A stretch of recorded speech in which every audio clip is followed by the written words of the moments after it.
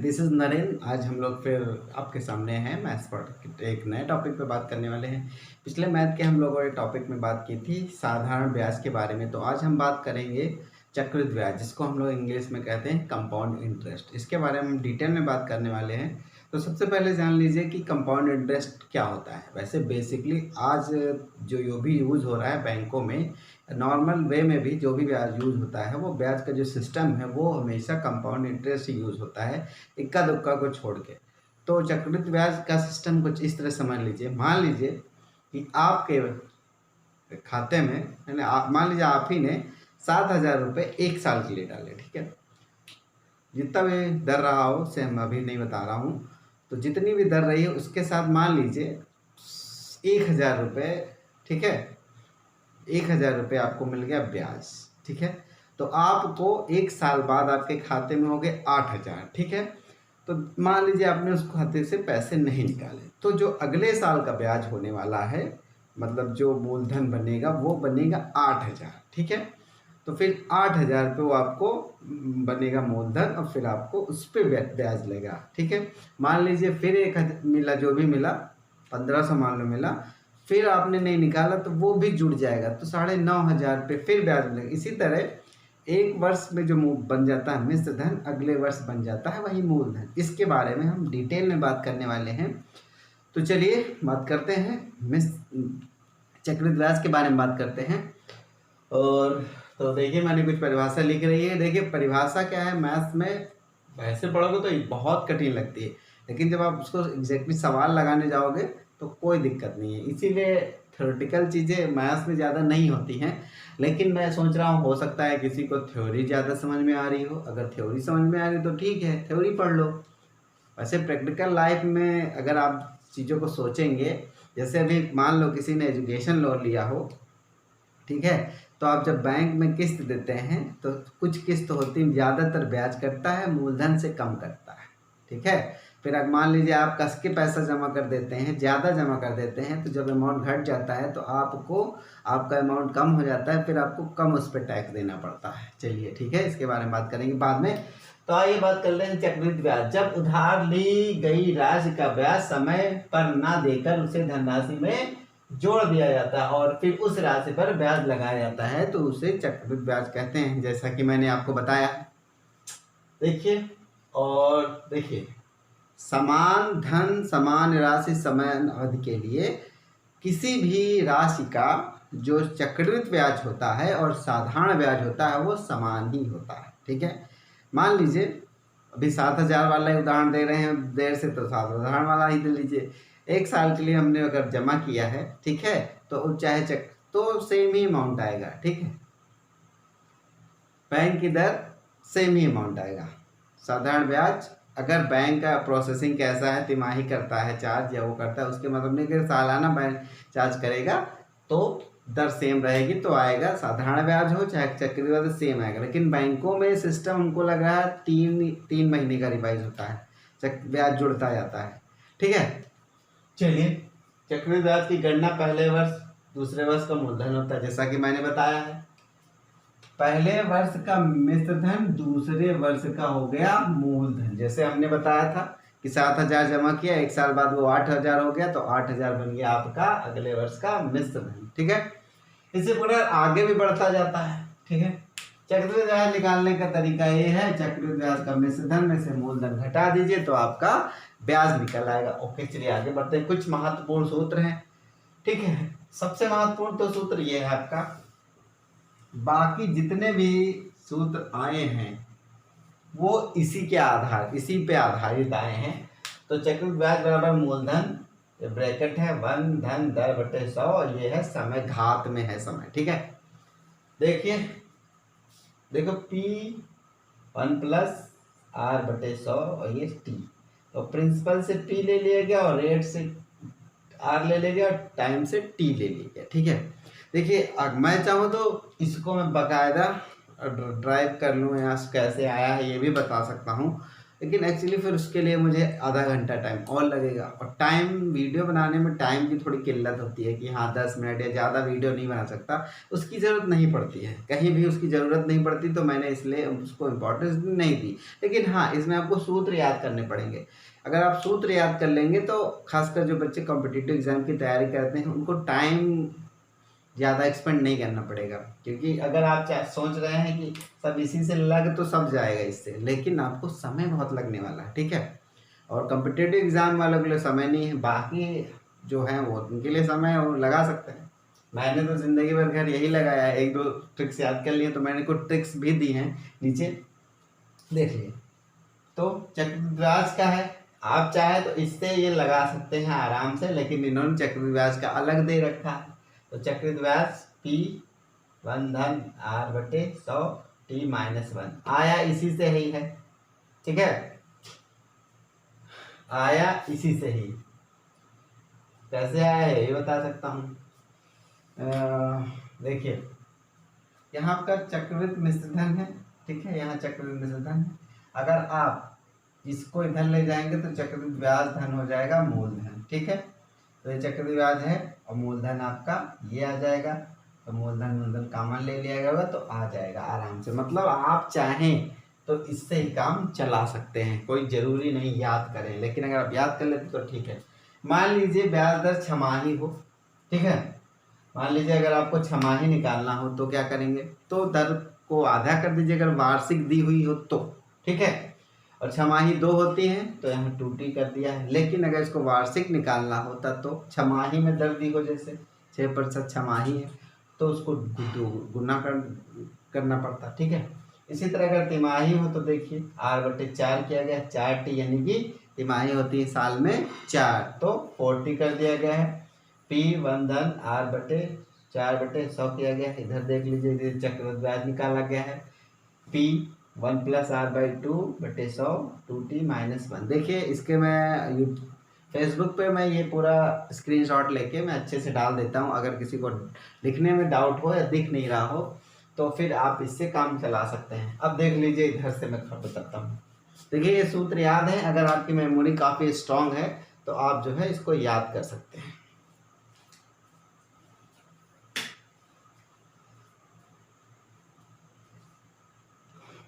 ठीक है, अब देखिए तिमाही के मैंने बता दिया। अब देख ले, यदि ब्याज की दर पहले वर्ष R1% हो, दूसरे वर्ष R2% हो और तीसरे वर्ष R3% हो, तो देखिए क्या करेंगे, P R1 + 100 1 R1 1 + R2/100 और 1 + R3/100। यदि मान लीजिए कि किसी खाते में अगर आप पैसा डाल रहे हैं, अगर उस बैंक का सिस्टम है कि पहले वर्ष कुछ अलग होता है ब्याज दर दे, और दूसरे वर्ष अलग दे और तीसरे वर्ष अलग दे, तो उसके लिए देखिए ट्रिक वाला है, इसको आप याद कर लीजिए। जैसे यदि ब्याज की दर पहले वर्ष R1 है, दूसरे वर्ष R2% है, तीसरे वर्ष R3% है, तो A बराबर P1 + R1/100 1 + R2/100 और 1 + R3/100, इनको मल्टीप्लाई कर लीजिए। देखिए अगर आपको ये ट्रिक्स याद होंगी तो आपको कैलकुलेशन लंबा नहीं करना पड़ेगा, ठीक है। तो इसको याद कर लीजिए, मैं तो यही प्रेफर करूंगा आप इसको याद कर लीजिए, ठीक रहेगा। अगर 2 वर्षों के लिए चक्रवृद्धि ब्याज और साधारण ब्याज का अंतर आपको दिया हुआ है तो आप क्या करेंगे, तो P R1/100 और घात 2, ठीक है। 3 वर्षों के लिए चक्रवृद्धि ब्याज और साधारण ब्याज का अंतर है तो P R3, R है रेट के लिए और P मतलब है प्रिंसिपल, ठीक है, और ये 3 + R/100 घात 3। तो इस तरह से आपको मैंने कुछ बताए हैं, सूत्र हैं, बेसिकली कॉन्सेप्ट सूत्र पे ही है। तो जो है तो आप सूत्र जितना बढ़िया याद कर लीजिए उतना ही अच्छा है। देखिए उसमें काम चल गया था, साधारण ब्याज के क्वेश्चन ज़्यादा नहीं आते, लेकिन ये जटिल है थोड़ा, ये ज़रूरी भी है क्योंकि इसका बेसिक मॉडर्न लाइफ में बहुत ही ज़्यादा यूज़ है आजकल की लाइफ में, क्योंकि बैंक सब इसी सिस्टम पे काम करते हैं, कर्जा दें चाहे आप पैसा जमा करें उसका जो ब्याज मिले, या तो आप कर। देखिए सबसे लास्ट में मैंने लिखा है नंबर 8 पे, मूल के घटने कमी की दर अथवा अवमूलन की दर। हमेशा ऐसा नहीं होता है कि सामान का दाम बढ़े, कभी घटता भी है। जैसे आप कार का जब इंश्योरेंस करवाते हैं तो कार की वैल्यू का इवैल्यूएशन करवाते हैं। तो देखिएगा धीरे धीरे कार का जो इंश्योरेंस होता है वो घटता जाता है। क्यों? कि उसमें जो घटने की दर यूज होती है। तो जब घटने की बात आए, किसी जैसे कोई प्रॉपर्टी है उसका दाम घटने लगे, मान लीजिए, ठीक है, कार के दाम जैसे है घट रहा है, तो उसके लिए क्या है, ए पी 1-R/100। देखिए यहाँ कभी कभी एन भी लिखा रहता है, तो घबराना नहीं, क्योंकि यहाँ रहेगा टी, समय ही की घात में ही रहता है। ठीक है, महत्वपूर्ण सवाल लिए मैंने। देखिए इतने सारे क्वेश्चन है मेरे पास, उसमें से सेलेक्ट करना वो भी इतने कम समय के लिए बहुत कठिन होता है। फिर भी मैंने कुछ ऐसे क्वेश्चन लिए हैं जो कि उसमें सारी चीज़ें आ जाएंगी। बहुत इजी वाले मैंने क्वेश्चन नहीं लिए हैं जो डायरेक्ट फार्मूले पे ही हों।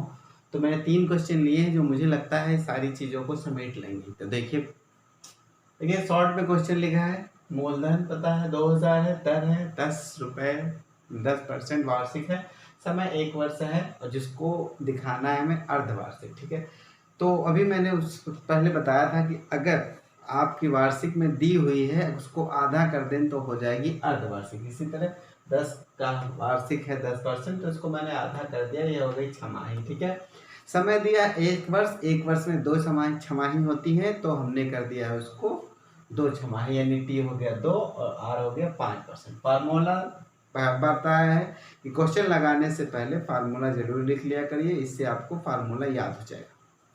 ठीक है, ए बराबर पी 1+R/100 टी। इसको क्या कर सकते हैं, निश्चित है या मूलधन या दर है या समय। ठीक है, सूत्र रखा है 2000 1+5/100। एक चीज याद रखें, जो ये ब्रैकेट में है ये 5/100 होगा या 20/100 होगा, या कभी कभी हो जाता है कितना 6 ये हो जाता है, और कभी कभी हो जाता है 10/ये।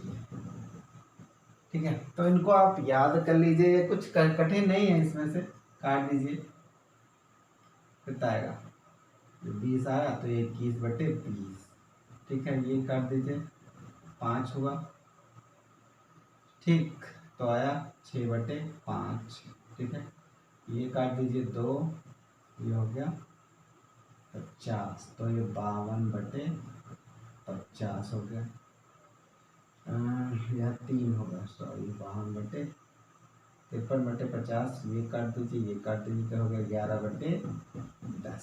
फिर ये घात जो भी हो, तो इस चीज़ पे थोड़ा ध्यान देने की ज़रूरत है। अगर आप प्रैक्टिस करेंगे तो आपको याद ही हो जाएगा कि कितने का क्या है। ठीक है, चलिए क्या बात कर लेते हैं, तो ये याद कर लेंगे तो कैलकुलेशन करने में थोड़ी जल्दी हो जाएगी।